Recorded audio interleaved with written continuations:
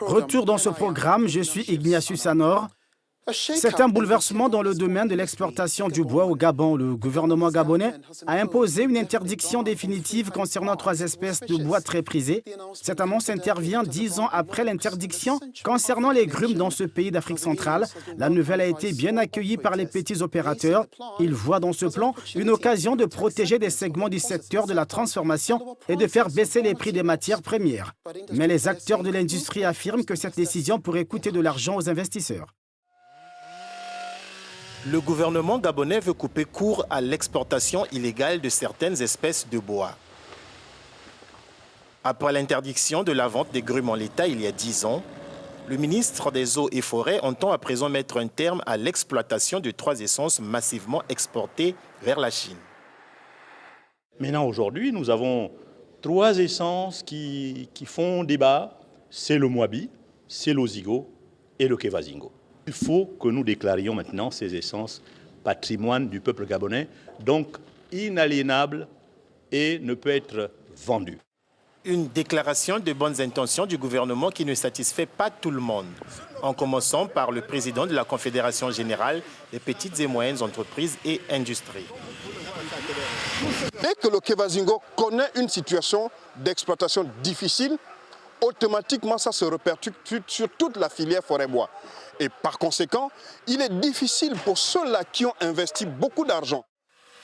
Un point de vue que ne partagent pas les petits exploitants qui estiment que l'interdiction d'exportation va entraîner la baisse du prix de la matière première et favoriser la transformation locale. On rappelle, le Gabon a exporté 1,27 million de mètres cubes de bois en 2018.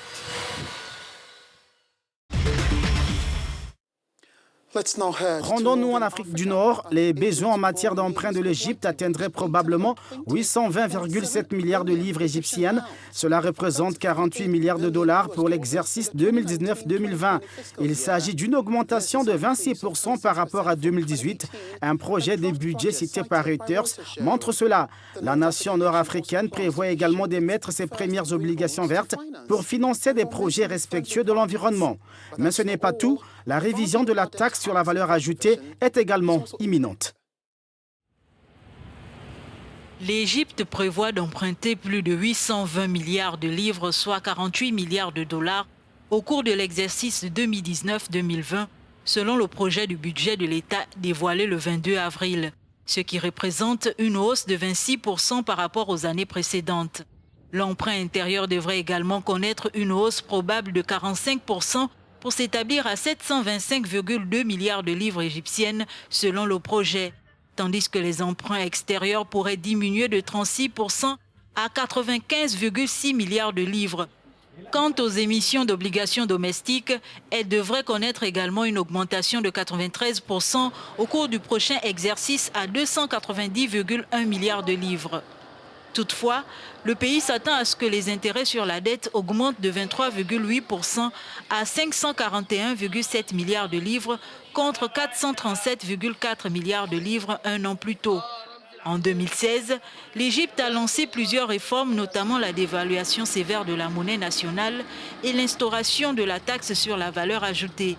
Ces réformes ont permis de doper sa croissance économique. C'est tout pour Business Africa cette semaine. Vous pouvez faire partie du programme via nos différentes plateformes des médias sociaux. Suivez-moi sur Twitter @IgnatiusAnor. Rendez-vous également sur africanews.com pour le programme complet et plus encore. Merci d'avoir regardé ce programme.